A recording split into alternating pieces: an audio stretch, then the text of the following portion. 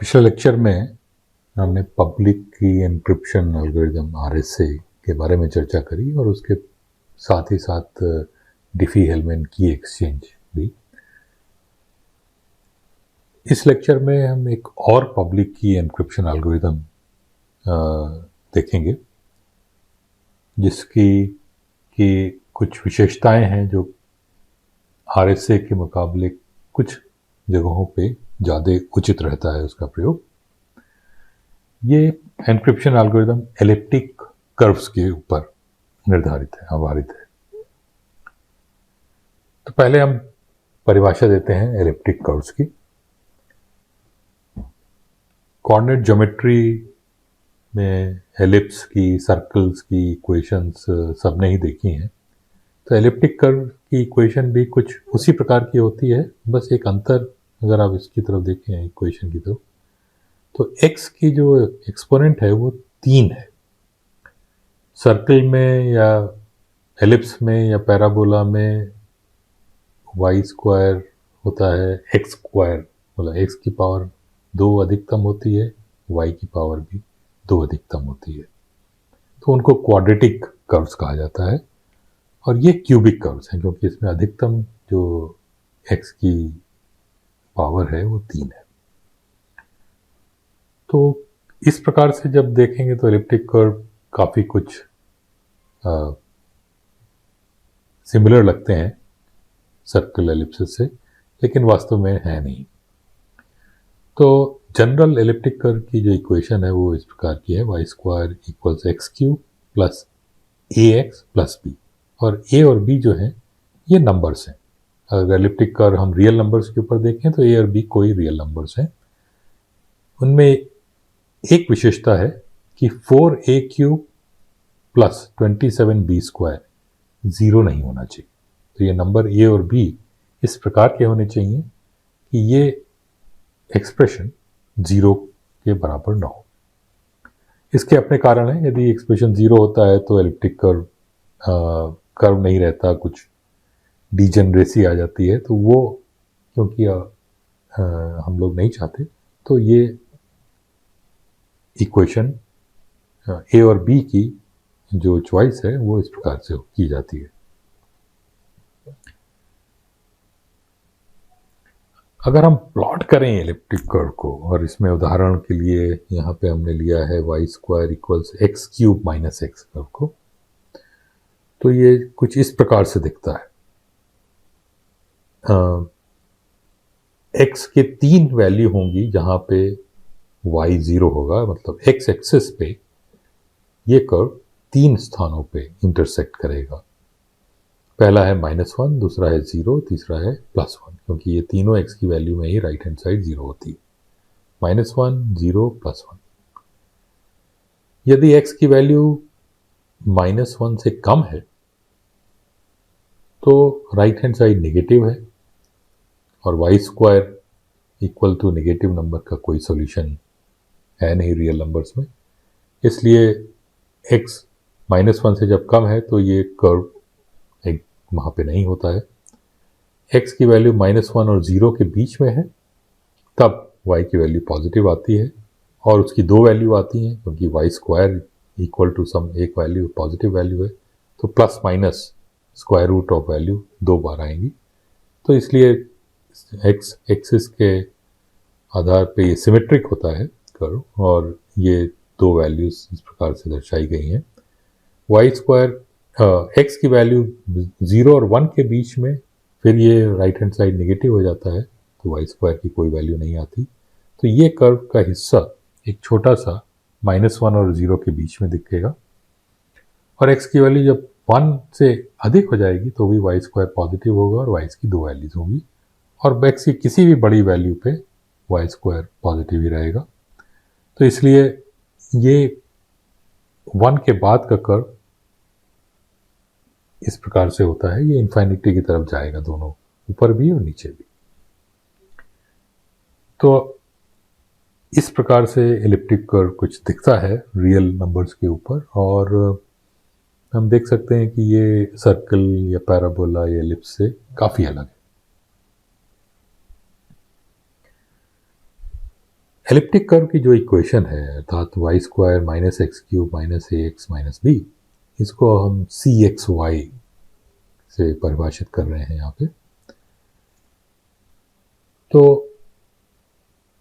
कोई एक point A B जिसके एक्स कोऑर्डिनेट ए है वाई कोऑर्डिनेट बी है, इसको हम कहते हैं ये कर्व का पॉइंट है। यदि सी ए बी, जब x की वैल्यू a और y की वैल्यू b हम यहाँ पे डालते हैं तो ज़ीरो निष्कर्ष निकलता है, इसका कैलकुलेशन ज़ीरो आती है। इसका अर्थ ये है, और यही परिभाषा है कि तब ये पॉइंट p कर्व c के ऊपर है और कोऑर्डिनेट इसके a b जो है वो एक जो भी अंडरलाइंग फील्ड है, चाहे रैशनल नंबर्स का हो, रियल नंबर्स या जो भी हो, जिसकी फील्ड की परिभाषा की चर्चा हमने पिछली बार करी थी, तो कोई भी फील्ड हो उसको हम निर्धारित कर देते हैं और p के जो कोऑर्डिनेट हैं फिर उस फील्ड से ही आते हैं। तो यहाँ पे एक और परिभाषा हम दे रहे हैं विच इज कि points, set of points on the curve ECF, इस सेट में वो सारे पॉइंट्स हैं p जिनका कि कोऑर्डिनेट फील्ड f से आ रहा है और जो कर्व C के ऊपर है। सारे जो पॉइंट P जो कि इस इक्वेशन को सेटिस्फाई कर रहे हैं, उनके अतिरिक्त एक और पॉइंट हम ECF में डालेंगे, ये F होना चाहिए, ECF में डालेंगे, जिसको पॉइंट एट इन्फिनिटी कहते हैं और उसको O से हम परिभाषित करते हैं। इसकी कुछ विशेष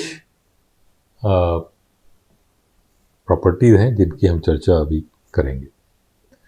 तो ECF में जितने भी पॉइंट्स P हैं जो कि ये कर्व को सेटिस्फाई कर रहे हैं तथा इनकी जो कोऑर्डिनेट फील्ड F से हैं उनको रखते हैं तथा एक स्पेशल पॉइंट O को भी रखते हैं।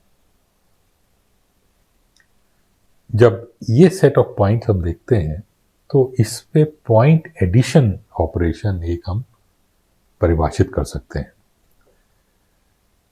C एलिप्टिक कर्व है और ECF उस पे सारे पॉइंट्स हैं। कोई भी दो पॉइंट P और Q हम लेंगे इस कर्व पे।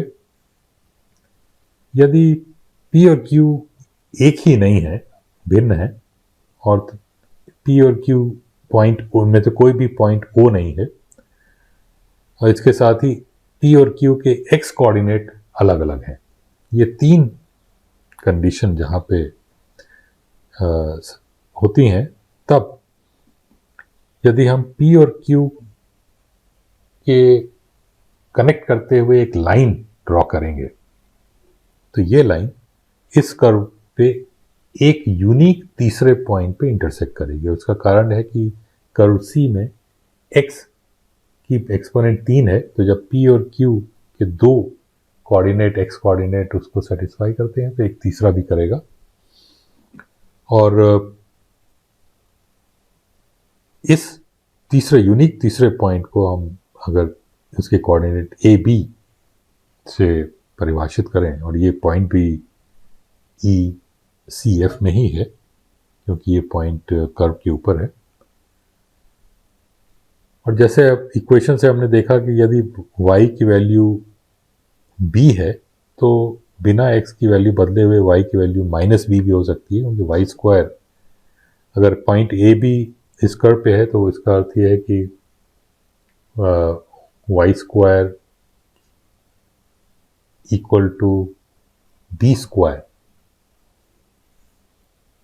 इक्वेशन में से निकल के आता है। तो y की दो वैल्यू हो सकती हैं, +b -b। तो यदि पॉइंट ए बी कर्व के ऊपर है तो पॉइंट a -b भी कर्व के ऊपर हुआ। तो r को परिभाषित करेंगे हम पॉइंट a -b से, और एडिशन p और q का, p + q को लिखते हैं हम, उसको परिभाषित करेंगे r से। तो ये परिभाषा है, कोई भी दो पॉइंट कर्व पे लें, उनको जोड़ेंगे तो एक तीसरा पॉइंट मिलता है, उसकी इस प्रकार से निर्धारित किया जाता है। ये परिभाषा सारे प्रकार के पॉइंट्स के ऊपर नहीं है, क्योंकि यहाँ पे शुरू में ही हमने कुछ कंडीशन लगा दी थी। लेकिन जब ये कंडीशन नहीं भी है, यदि पी क्यू के बराबर है या पी क्यू में से कोई ओ है या पी और क्यू के एक्स कोऑर्डिनेट एक ही हैं, तब भी जिस प्रकार से हमने ये परिभाषा अभी दी है उसी प्रकार से कुछ इसी परिभाषा का प्रयोग करके हम पॉइंट एडिशन परिभाषित कर सकते हैं। और इस परिभाषा में पी और क्यू को यदि हमें जोड़ना है तो उसके थ्रू एक लाइन ड्रॉ करेंगे। ये लाइन कर्व को तीसरे पॉइंट पे जहाँ पे भी काटेगी उस तीसरे पॉइंट का वाई कोऑर्डिनेट नेगेटिव बना देंगे और वो इस पॉइंट का, इन दोनों पॉइंट का एडिशन हो जाएगा। यही प्रोसेस हम लेंगे और जो बाकी केस बचे हैं उसकी परिभाषा कुछ इस प्रकार से होगी। यदि पी क्यू दोनों पॉइंट ओ हैं तो पी प्लस क्यू को हम सीधे परिभाषित करेंगे। पी और क्यू ओ है तो ओ प्लस ओ हो गया। ओ प्लस ओ को हम ओ ही रखते हैं, वो हम ये इसी प्रकार से ओ प्लस ओ को परिभाषित करेंगे। यदि क्यू ओ है और पी ओ नहीं है तो पी का कोऑर्डिनेट हम ए और बी मानते हैं। तो अब हमारे पास पॉइंट पी एक ही है, लेकिन पी के से हम एक लाइन, वर्टिकल लाइन ड्रॉ करेंगे जो कि पॉइंट पी को क्रॉस करती है और उसका स्लोप 90 डिग्री का है।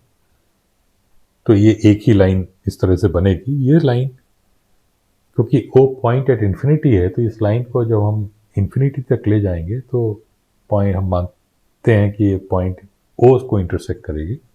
तो इस प्रकार से ये लाइन जो है पॉइंट पी को और ओ को इंटरसेक्ट करती है और साथ ही साथ एक अन्य पॉइंट पे भी कर्व पे आएगी, वो ए और माइनस बी, क्योंकि पॉइंट ए माइनस बी भी कर्व पे है और वो पॉइंट पी से वर्टिकली नीचे है।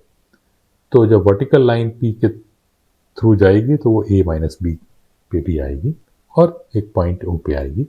तो क्योंकि ये लाइन पी और ओ के थ्रू जा रही है और तीसरे जगह पे ए माइनस बी को इंटरसेक्ट कर रही है, तो ये पी प्लस ओ को हम परिभाषित करेंगे। ये पॉइंट का जब हम वाई कोऑर्डिनेट नेगेटिव बना देंगे तो ए माइनस बी ए बी हो जाएगा, अर्थात वो पॉइंट पी ही रहेगा। तो इस प्रकार से परिभाषित हो जाएगा P plus O equals P. यदि पी और क्यू का एक्स कोऑर्डिनेट एक ही है, इसका अर्थ यह है कि इनके वाई कोऑर्डिनेट पी और क्यू के प्लस बी और माइनस बी हैं, यही संभावना है। तो इनके जब हम लाइन ड्रॉ करेंगे पी और क्यू के थ्रू तो ये वर्टिकल लाइन होगी जैसे कि ऊपर वाले केस में था। और ये वर्टिकल लाइन हम पॉइंट एट इन्फिनिटी ओ को इन्फिनिटी पे मिलेगी और उसको जब वाई कोऑर्डिनेट बदलेंगे तो भी नेगेटिव बनाएंगे तो भी पॉइंट एट इन्फिनिटी रहेगा। तो पी प्लस क्यू इस स्थिति में ओ होगा। और अंततः यदि पी और क्यू एक ही है पॉइंट तो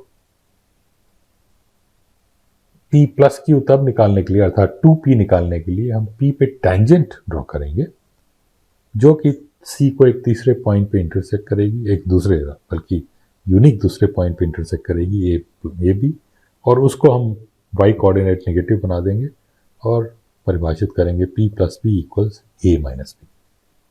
इस प्रकार से एलिप्टिक कर्व के ऊपर के जो पॉइंट्स हैं उनको हम एडिशन ऑपरेशन उन पे परिभाषित करते हैं।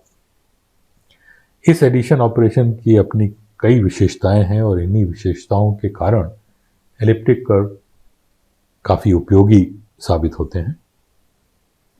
तो अब एलिप्टिक कर्व के ऊपर हम को प्रयोग करके एक पब्लिक की एन्क्रिप्शन एल्गोरिदम हम बनाएंगे। इसके लिए एलिप्टिक कर्व को फाइनाइट फील्ड के ऊपर परिभाषित पहले करेंगे, अर्थात एक एलिप्टिक कर्व लेंगे जिसका कि अंडरलाइन फील्ड एक फाइनाइट फील्ड है। अगर हम उसको F से कहते हैं तो और कोई भी पॉइंट P लेते हैं जो एलिप्टिक कर्व के ऊपर है, इसके कोऑर्डिनेट इस फाइनाइट फील्ड में है, तो क्योंकि ये फाइनाइट फील्ड है तो नंबर ऑफ पॉइंट भी फाइनाइट ही हैं, उससे अधिक पॉइंट हो ही नहीं सकते, क्योंकि P के दोनों कोऑर्डिनेट इस फील्ड से आ रहे हैं, इस फील्ड फाइनाइट है तो संख्या भी इस सारे पॉइंट्स की या इसके इस सेट के साइज जो है फाइनाइट ही होगा। तो हर एक पॉइंट P, कोई एक पॉइंट P लेते हैं जिसमें कि अगर हम P को P से जोड़ते जाएं, P plus P plus P, तो अंततः ये O बनेगा, ये निश्चित है। कितने कम से कम बार जोड़ने पे O मिलता है ये हम पहले निकालेंगे और उसको हम T से दर्शाएंगे कि P को T बार यदि जोड़ेंगे तो O हमें प्राप्त होगा। और एक जो प्रॉपर्टी हम यहाँ चाहते हैं कि T काफ़ी बड़ा हो नंबर, बहुत छोटे T में O नहीं हमको प्राप्त हो। तो इस प्रकार का पॉइंट सबसे पहले हम ढूंढेंगे। उसके पश्चात एक रैंडम नंबर 1 और T के बीच में E ढूंढेंगे। अब हम पब्लिक की और प्राइवेट की परिभाषित कर सकते हैं। पब्लिक की होगा पॉइंट P, इसके दोनों coordinate, point E times P, तो P को E बार जो अपने से जोड़ने के बाद जो पॉइंट मिलता है उसके कोऑर्डिनेट, तथा पॉइंट नंबर T जो कि सबसे कम मिनिमम नंबर है जो कि T टाइम्स P को बनाता है। और डिक्रिप्शन या प्राइवेट की सिर्फ नंबर है T माइनस E। अब हम आते हैं एन्क्रिप्शन पे। तो जैसे कि हमने पहले किया था, जो भी प्लेन टेक्स्ट है उसको ब्लॉक्स में विभाजित करेंगे। हर एक ब्लॉक को एक पॉइंट M में मैप करेंगे एलिप्टिक कर्व के। और इसे करने के कई तरीके हैं। एक तरीका ये है कि यदि पॉइंट M जो ब्लॉक है उसको हम x कोऑर्डिनेट माने एलिप्टिक कर्व का और उसके करस्पॉन्डिंग y कोऑर्डिनेट निकालें, तो प्लेन टेक्स्ट ब्लॉक एक पॉइंट तब बन जाएगा एलिप्टिक कर्व पे M। उसके बाद एक रैंडम नंबर R हम ढूंढेंगे 1 और T के बीच में, तथा फिर कैलकुलेट करेंगे R टाइम्स P, यानी कि P को R बार जोड़ के जो भी पॉइंट आएगा, तथा M plus ER times P, अर्थात पहले EP को लेंगे। अगर आपको ध्यान हो, E टाइम्स P पब्लिक की का हिस्सा है, तो इसको लेके उसको पॉइंट E टाइम्स P को भी R बार जोड़ेंगे तो उससे पॉइंट ER टाइम्स P मिलेगा हमें, और उसको फिर पॉइंट M से जोड़ के जो पॉइंट मिलता है वो कैलकुलेट करेंगे।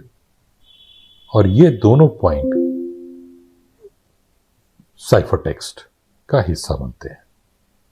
तो साइफर टेक्स्ट के में 2 पॉइंट हैं, साइफर टेक्स्ट ब्लॉक में 2 पॉइंट हैं बल्कि, R टाइम्स P और M plus ER times P। Decryption के लिए जब हमें साइफर टेक्स्ट ब्लॉक है उसमें 2 पॉइंट हैं, मान लीजिए Q और R दिए हुए हैं, तो उससे कैलकुलेट करेंगे T माइनस E जो कि प्राइवेट की है टाइम्स Q, और उसमें R को जोड़ के जो भी पॉइंट आएगा वो आउटपुट दे देंगे। तो ये क्यों सही काम करता है? क्योंकि एन्क्रिप्शन के बाद Q होगा R टाइम्स P और R होगा M plus ER times P, जैसे कि परिभाषित किया था एन्क्रिप्शन में। तो उसके बाद जब आउटपुट डिक्रिप्शन का R plus T minus E times Q है, तो R plus T minus E times Q में Q और R की वैल्यू जब हम जोड़ेंगे तो M प्लस ERP ये है R,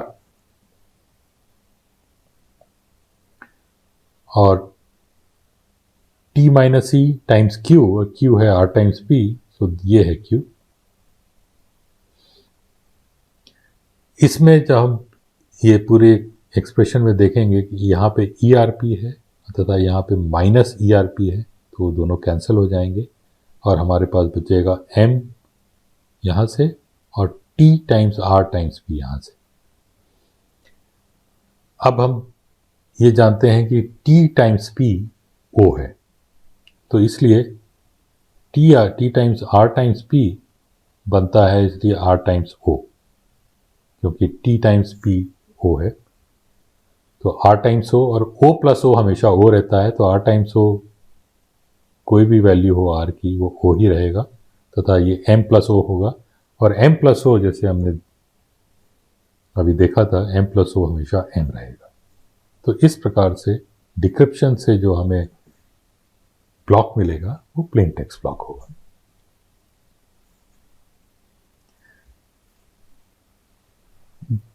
की जनरेशन, इंक्रिप्शन, डिक्रिप्शन, हर एक में एक जो एक पॉइंट लेते हैं और उसको एक कई कई अधिक बार अपने से जोड़ के R times P T times P calculate करके ERP निकालते हैं।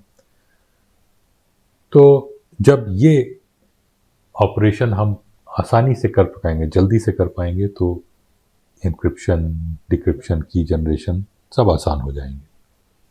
और ये आसानी से हो सकता है, जैसे कि रिपीटेड स्क्वायरिंग मेथड की चर्चा करी थी डिफी-हेलमैन की एक्सचेंज में, उसी प्रकार से रिपीटेड डबलिंग मेथड होगा कि अगर आपको R टाइम्स P कैलकुलेट करना है और R बड़ा है तो P से प्रारंभ करें, पहले 2P कैलकुलेट करें, फिर 2P प्लस 2P 4P हो गया, 4P प्लस 4P 8P हो गया।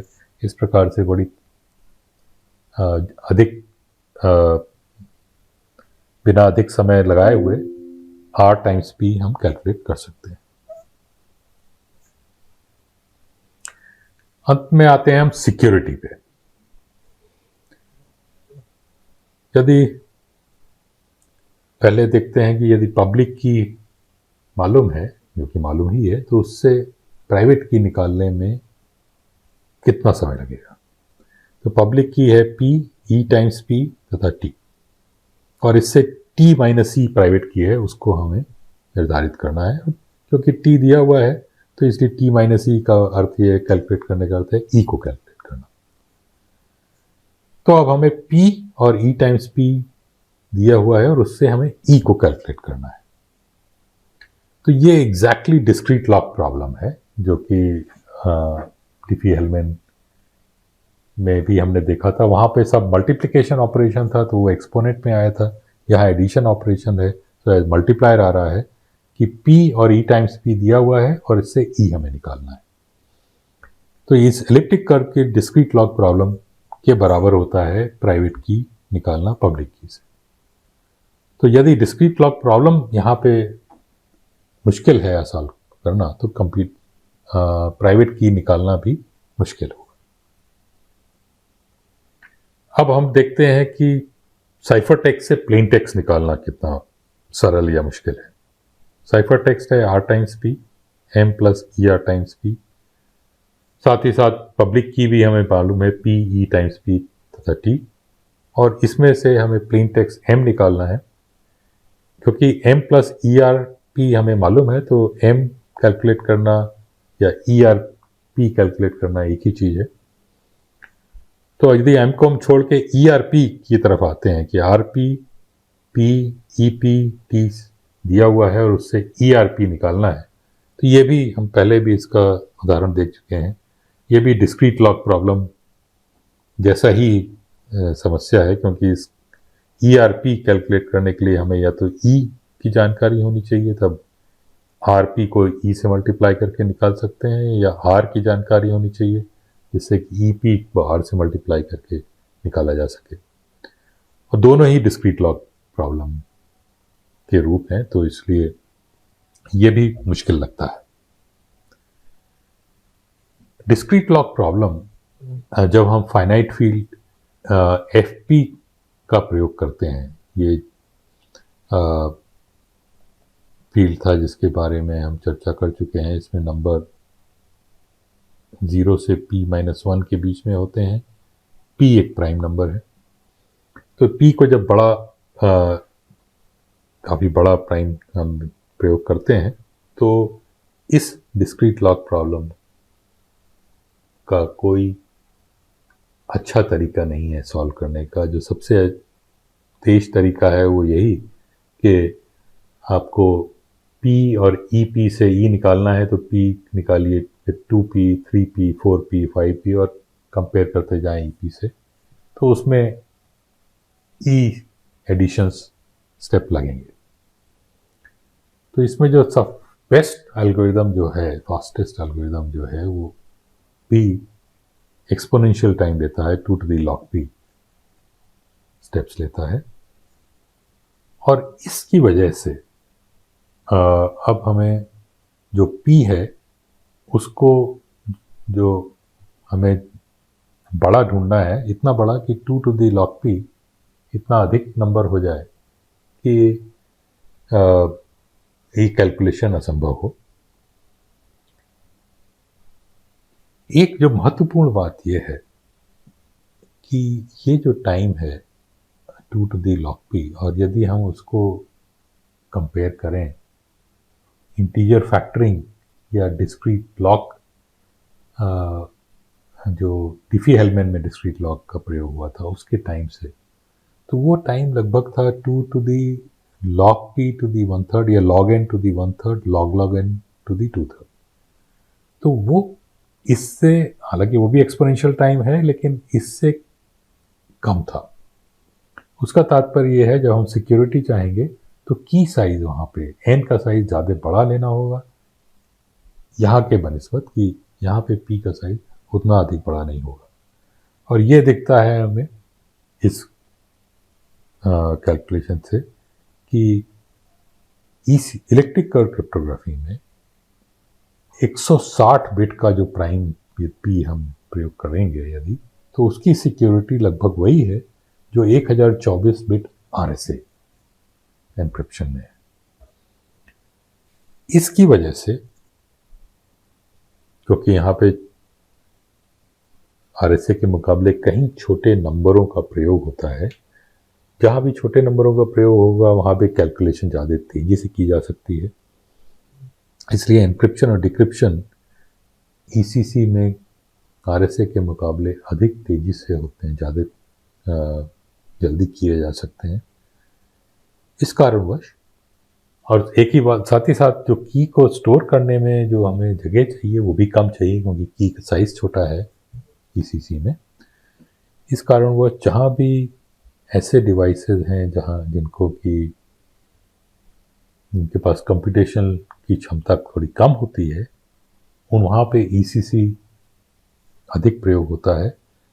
हमारे जो मोबाइल फ़ोन जब शुरू में आए थे तो उनमें कंप्यूटेशनल पावर कम थी, आज खैर बहुत अधिक है। तो प्रारंभ में ECC का ही प्रयोग अधिक किया जाता था मोबाइल फ़ोन के द्वारा जो कम्युनिकेशन होता था। तो इसलिए इस वजह से आज ECC का भी प्रयोग काफ़ी प्रचलित हो गया है। तो ये दो मुख्य पब्लिक की एन्क्रिप्शन एल्गोरिदम्स आज प्रयोग हो रहे हैं, लेकिन इन दोनों के साथ एक भविष्य में एक बहुत बड़ी समस्या आने की संभावना है, वो है क्वांटम कंप्यूटर्स। क्वांटम कंप्यूटर्स, जो साधारण कंप्यूटर उनको क्लासिकल कंप्यूटर्स कहते हैं, तो साधारण कंप्यूटर्स से कुछ अलग प्रकार के होते हैं। क्वांटम फिनोमिनन जो होता है, इसमें एक पार्टिकल वेव भी होता है। एक पार्टिकल एक जगह पे, और बल्कि एक ही साथ कई जगह पे हो सकता है। उस फिनोमिनन का प्रयोग करके कैलकुलेशन ज़्यादा तेज़ी से हो सकती हैं कुछ स्थितियों में। तो क्वांटम कंप्यूटर इसका प्रयोग करते हैं। और पीटर शोर ने सन 1994 में ये दिखाया था कि क्वांटम कंप्यूटर यदि उपलब्ध हो तो इंटीजर फैक्टरिंग और डिस्क्रीट लॉग दोनों ही प्रॉब्लम बहुत ही आसानी से सॉल्व हो सकती हैं क्वांटम कंप्यूटर्स के द्वारा। और यदि ये हो जाएगा तो RSA, जो कि जिसकी सिक्योरिटी डिस्क्रीट लॉग और इंटीजर फैक्टरिंग की पे आधारित है, और ECC की भी सिक्योरिटी डिस्क्रीट लॉग पे आधारित है, ये दोनों ही इनसिक्योर हो जाएंगे, दोनों को आसानी से तोड़ा जा सकता है। और इस वजह से दुनिया भर में काफ़ी प्रयास किए जा रहे हैं क्वांटम कंप्यूटर्स को बनाने के, और जिस प्रकार से इसमें डेवलपमेंट हो रहे हैं इस दिशा में, इससे प्रतीत होता है कि अगले एक दशक के अंदर ऐसा क्वांटम कंप्यूटर बन जाएगा जो कि आरएसए और ईसीसी को तोड़ सके। और यदि आरएसए और ईसीसी दोनों ही उपलब्ध नहीं हैं तो पब्लिक की एन्क्रिप्शन करना बहुत मुश्किल हो जाएगा, और तब जितना कम्युनिकेशन आज होता है, सिक्योर कम्युनिकेशन आपके कंप्यूटर मोबाइल फ़ोन के द्वारा आपके बैंक से या अन्य जगहों से, वो सब समाप्त हो जाएगा। तो एक आवश्यकता बहुत अधिक है कि पब्लिक की एन्क्रिप्शन एल्गोरिदम ऐसा आविष्कृत हो जो कि क्वांटम कंप्यूटर्स भी इसको तोड़ ना पाए। इनको ध्यान में रखते हुए सन 2016 में निस्ट ने एक वर्ल्ड वाइड कॉन्टेस्ट चलाया कि एक नया पब्लिक की एन्क्रिप्शन एल्गोरिदम ढूंढा जाए जो कि क्वांटम कंप्यूटर्स भी तोड़ ना पाए। इसके लिए करीब 60 प्रपोजल्स दिए गए और 4 राउंड हुए इवैल्यूएशन के, और उसके अंत में सन 2022 मतलब पिछले साल 4 विनर्स यानी कि 4 एल्गोरिदम्स का चयन किया गया। इसमें से एक क्रिस्टल काइबर जिसका नाम है वो पब्लिक की एन्क्रिप्शन के लिए उपयुक्त है, और अन्य 3 क्रिस्टल दिलिथियम, फाल्कन और स्फिंक्स, इन तीनों के नाम हैं, ये डिजिटल सिग्नेचर्स के लिए उपयुक्त हैं। और डिजिटल सिग्नेचर्स को हम अगले लेक्चर में समझेंगे और उसका क्या प्रयोग है ये देखेंगे। तो एक बार ये इनका चयन हो गया तो अब धीरे धीरे इनका एडॉप्शन भी प्रारंभ हो गया है, और ये एक्सपेक्टेड है कि सन 2030 तक हर जगह ये उपलब्ध होंगे, जिससे कि जब भी आरएसए और ईसीसी